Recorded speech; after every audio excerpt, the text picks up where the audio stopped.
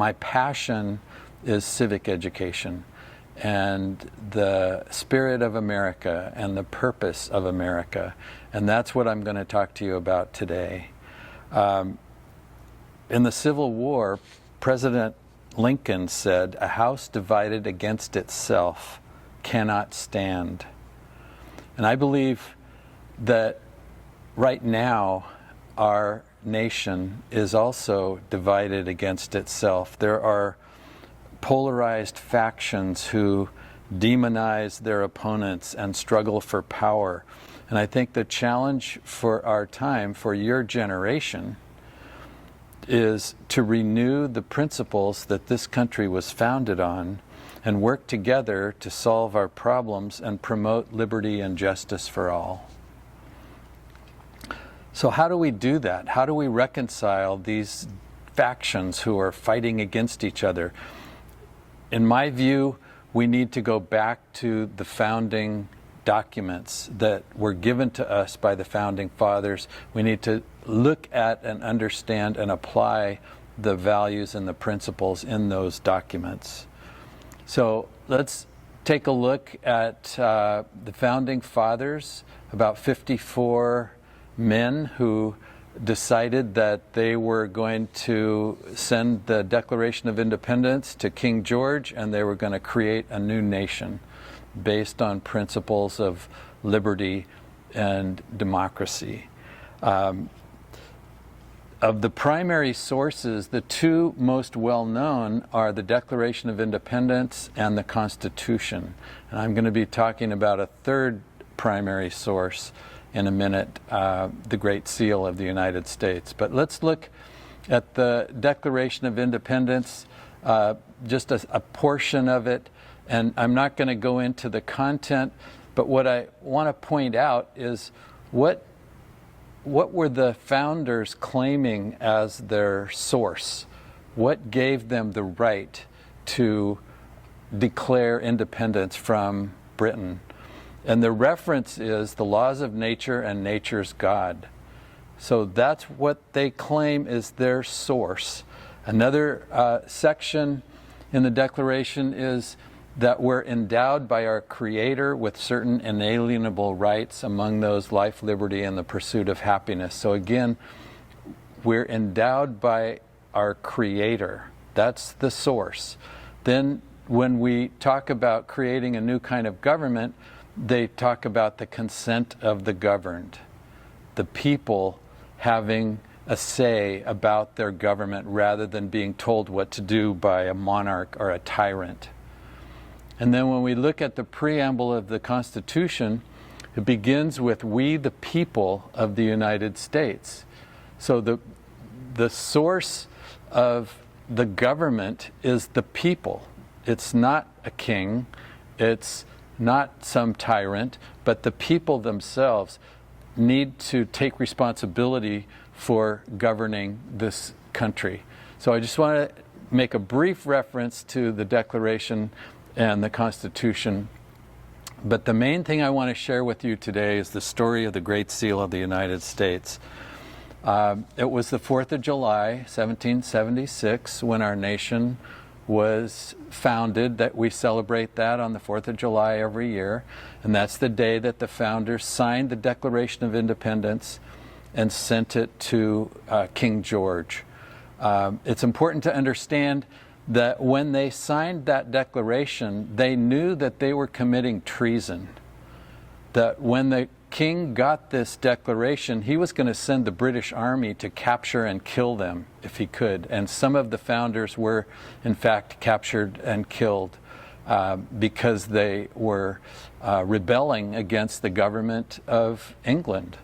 So there must have been a real sense of concern when they signed this document that they were committing treason and risking their lives. They had a vision of a new kind of government that they wanted to create, not just to break away from the King of England and set up a new king, but they had a vision of a new kind of government that was based on principles of liberty and justice and democracy. So they appointed, on the day that they signed the Declaration of Independence, they set up a committee to design a symbol for their vision. So the committee was Ben Franklin, John Adams, and Thomas Jefferson. And they spent months, even years, trying to decide on what should the symbol be for this vision of this new country. And you've seen this, it's on the dollar bill. This is the official Great Seal of the United States that was developed by that committee, and it was approved by the Congress and signed by first President Washington.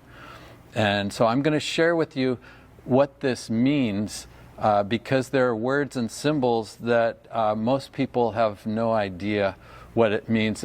For instance, the words are in Latin, and very few people speak Latin today, but back in the 1770s, if you were a student in school, they taught how to read and write in Latin. So the founders weren't trying to make the words a secret. They thought any educated person would be able to read this.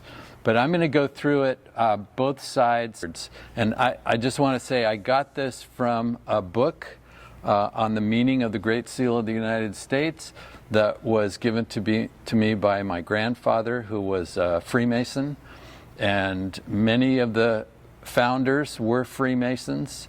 About a dozen of them were, and some of the symbols did come from that tradition. So let's start with the eagle. It's a symbol of liberty and freedom and vision. Eagles can fly anywhere.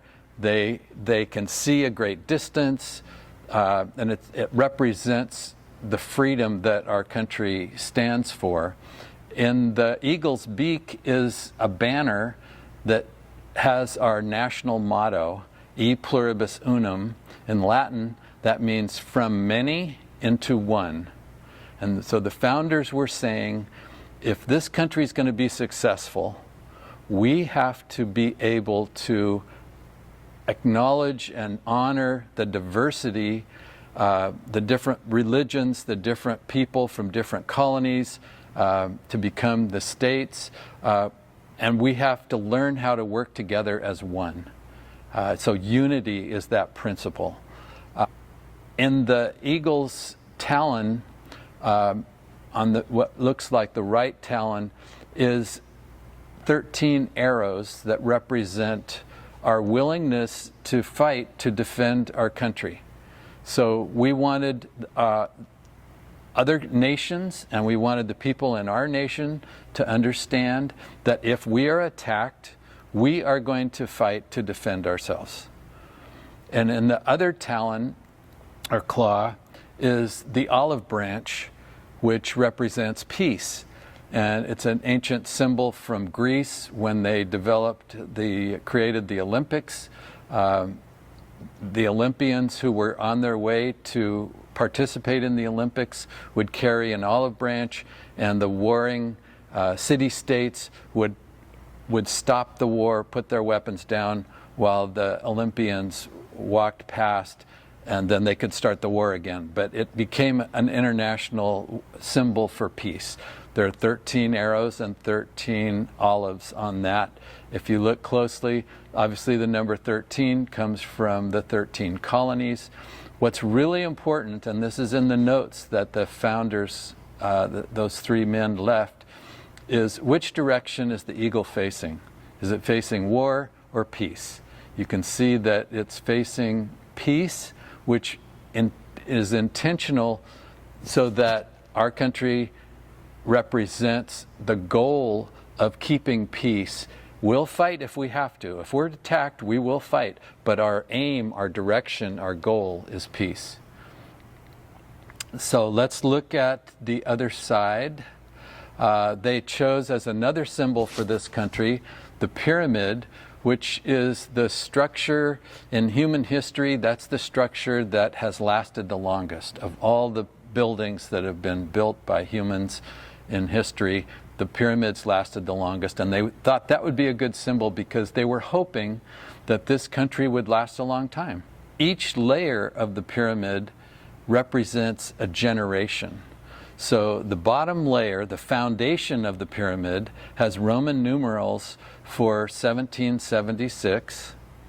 That's the generation of 1776, the men, women, and children who fought the Revolutionary War. They put together and supported the Declaration of Independence. They created the Constitution, and that became the generation that founded this country. Then each generation after that had to make contributions. The reason it's an unfinished pyramid is because the founders realized when they wrote the Constitution that it was not perfect. There were compromises that were made. The most obvious was saying that African Americans are only 3/5 of a human being. That was a tragic compromise which had to be made in order to include the southern colonies. Otherwise, there would never have been a United States of America. So the founders made that compromise knowing that it wasn't perfect and realizing that someday we're going to have to reconcile that. And it was many generations later, maybe toward the middle of the pyramid, when our country had to deal with slavery and we had to fight the Civil War. So the point is, each generation inherits problems that need to be addressed, and each generation has to come up with solutions and make another contribution. So the idea is, it wasn't perfect to begin with, it never will be perfect, but we're working toward a more perfect union, is what it says in the preamble of the Constitution. My parents' generation had to fight World War II, and that was a huge sacrifice. My generation had to deal with the war in Vietnam. The environmental movement started in the 60s and 70s. There were a number of challenges, civil rights movement. So each generation has these challenges, and each generation does the best they can to try to solve those issues. Now, your generation is the one that's on the top right now. Okay, so your generation has to think about what are the primary issues that need to be addressed in order for our country to become a more perfect union. That's your challenge.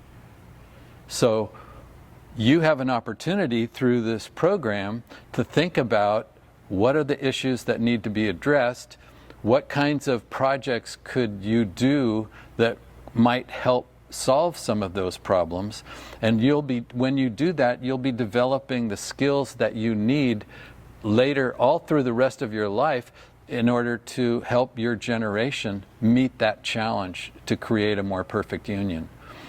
So just to finish with the symbolism, the eye at the top represents the eye of God. The words over the pyramid are Anno et Septis in Latin. It means God is guiding us, or providence approves our undertaking. They're two different translations. The words below the pyramid, Novus Ordo Seclorum, can be translated in two ways. One is New Order of the Ages, and the other is New World Order. So the founders believed that when they established the United States, history was going to change. From that point on, 1776, with America being the first country that was based on a democratic government and a constitution, that from that point on, other nations around the world would eventually incorporate that method of governing themselves, and there would be more liberty and freedom and justice throughout the world. And right now, according to the United Nations, about 60% of the people on Earth live in a democratic government, which is great. Their prophecy really is coming true. It's not just the United States. There are many other countries now that have constitutional democracies. There's still 40% that live in a tyranny under a tyrant. And so they have to obey or be punished. And so we're still in the process of trying to spread these ideas that the founders came up with when they created the United States. One of the things I like to emphasize when we talk about this is that the founders in the First Amendment gave us the religious liberty clauses, which has been really important to our history. In some countries, you're required to be a particular kind of religion. In the United States, the founders in the first part of the First Amendment said the government cannot establish a religion and force people to follow it. And they also said everyone has the freedom to exercise religion according to their own conscience. And at the time, in 1776, that was a radical idea, and it's still a really important idea for us in our history. So I wanted to mention that the founders, about a dozen of the founders were Freemasons. It's a fraternal organization that is about 400 years old, and they claim to be holders of wisdom that goes back all the way to ancient Egypt. There's a picture on the left is Ben Franklin, who's the Grand Master of the Masonic Lodge of Pennsylvania. On the right is George Washington, who is the Grand Master of the Lodge in Virginia. But many of the schools that we work in the Civic Education Center, I would say almost half the schools that we go to in the Central Valley have a plaque that was donated by the Freemasons. It says, Freemasonry supports our public schools, the cradle of democracy, the foundation of liberty. So this was a middle school in Fresno. But I've seen them in about, like I say, about half the schools that we visit have these plaques, which indicates to me that the Masons are still active. They're still in partnership with our school districts. They are contributing to the schools to support the schools. But I think it's important to note what they consider to be the purpose of the public schools, the cradle of democracy. Okay, what does that mean? Are we learning in the public schools to support and sustain our democracy? The foundation of liberty. Are we learning the skills and the values we need to support liberty in our country and around the world? I think it's just interesting to see that the Masons are still around. In 1954, we got a second national motto from President Eisenhower. In God We Trust became the second motto. The first one is E Pluribus Unum. The second one is In God We Trust. The President and the Congress also changed the Pledge of Allegiance to One Nation Under God. I remember, this is how old I am, when I was in second grade in 1954, I remember going to school one day and we'd say the pledge every day, and that day the teacher said, we have to relearn it because the President and the Congress have changed the Pledge of Allegiance. So we had to learn the new under God as a phrase that's now part of the Pledge of Allegiance. So I think it's important to understand that as our country develops, we're continuing to try to create a more perfect union, and this is a part of it. As I mentioned, in the First Amendment, we have religious liberty, which means every individual can interpret this however they want. In other words, it's not imposing a particular religion. It's simply saying that the founders of our country and most of the people in our country, the leaders, believe that there is a creator, that there is a God, and that we can be inspired by God to know what's the right thing to do in order to solve problems and create a more perfect union. This is a painting done by an artist that we work with. As we talked to him and we talked to students about the idea of having students do community service projects, civic engagement projects, building the next layer on the pyramid. He did this painting to represent that we can be inspired by God and we can identify what needs to be done, and young people can practice solving problems and contributing the next layer. So in conclusion, the Founding Fathers gave us a symbol, the front and the back of the Great Seal of the United States, to inspire us to look for what needs to be done to make the United States of America a more perfect union. Never be perfect, but there are things that need to be done.